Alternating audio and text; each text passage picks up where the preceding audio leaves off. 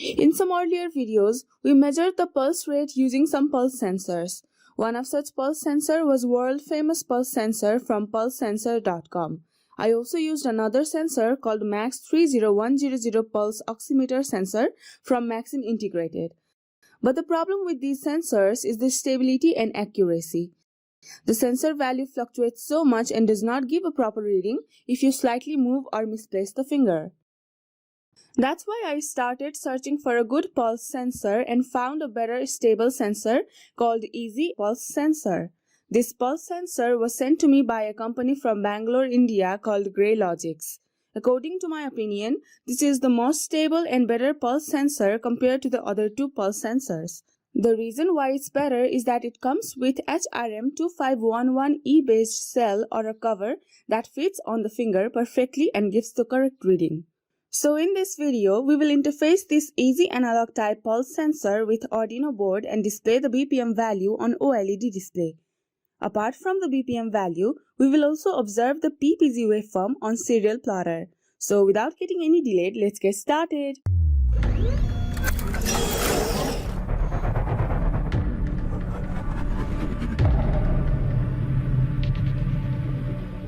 The PCB board used in this project is sponsored by NextPCB.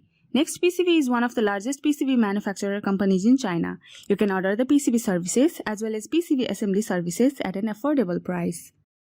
Let's see the pulse sensor now. The Easy Pulse Sensor is a DIY pulse sensor that is designed for hobbyist and educational applications. It is used to illustrate the principle of photoplethysmography or PPG. The PPG is a non-invasive technique for detecting the cardiovascular pulse wave from a fingertip. The Easy Pulse Sensor uses a transmission mode PPG probe HRM2511E sensor. The sensor uses an infrared light source to illuminate the finger on one side. On the other side of the sensor, there is a photodetector that measures small variations in the transmitted light intensity due to change in blood volume inside the tissue. The onboard components and instrumentation provide a clean and filtered analog PPG waveform. The onboard LED also indicates the digital pulse output. The analog and digital signals are both synchronous with the heartbeat. The sensor operates at 5 volt and has both analog and digital output. The analog output is in 5 volt or 3.3 volt. You can use any of those according to the code. Similarly, the digital output is indicated by the blinking LED. Now let's interface this sensor with Arduino and OLED display. The sensor VCC and GND is connected to Arduino 5V and GND pin.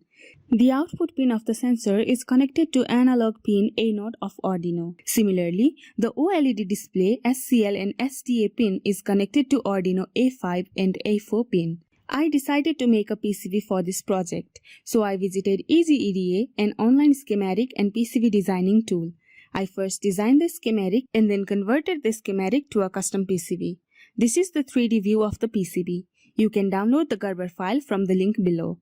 I decided to order the PCB online, so I visited nextpcb.com and uploaded my Gerber file. After that, I selected the PCB quantity and details. Then I placed the order. Surprisingly, after a week, I received the PCB.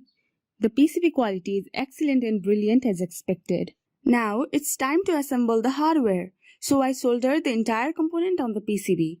Then, using some jumper wires, I connected the pulse sensor and powered it using the external supply. Here is how our hardware looks. You can design a 3D casing to make a small battery-powered portable device. Let's see the simple example code now. In the first code, we will simply read the analog output value of the sensor. Copy this code and upload it to the Arduino Nano board. On the hardware part, insert your finger in the cell. Be careful about the finger direction and placement.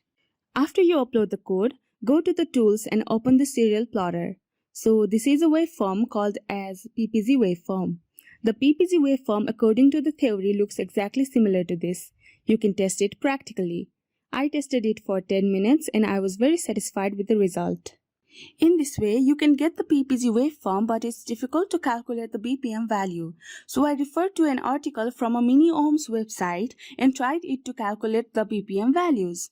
So here is the complete code. You can check this code. I then uploaded the code to the Arduino Nano board. After uploading, I opened a serial monitor. So the pulse sensor started calculating my finger beat, and after reading the finger beat, it finally displays the pulse value between 80 to 90 BPM.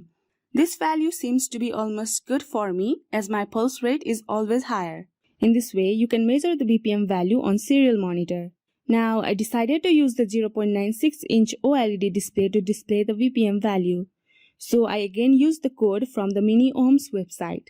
To use this code, you need few OLED libraries like SST1306 OLED library, GFX library, and font library. After that, we create some heart rings using this array.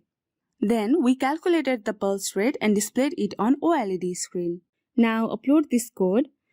Once you upload this code, the OLED display will show the BPM value as 0 initially. Then when you insert your finger, the OLED will display a big heart and a small heart as a count, which indicated the heart is pumping blood. After counting it for some time, then the final BPM value is displayed on the OLED screen. This is so great and looks perfect. I would like to measure it continuously again and again. You can use this product with a 3D casing and also with a battery to make it a portable device. When you remove the finger from the sensor cell, the BPM values drop down completely to 0. The complete source code and project details can be found in this website article on How to Electronics. Please comment down in the comment section below if you want some more interesting project relating to this sensor. I hope you like this video. Thank you so much for watching. Tada bye bye. See you in the next video.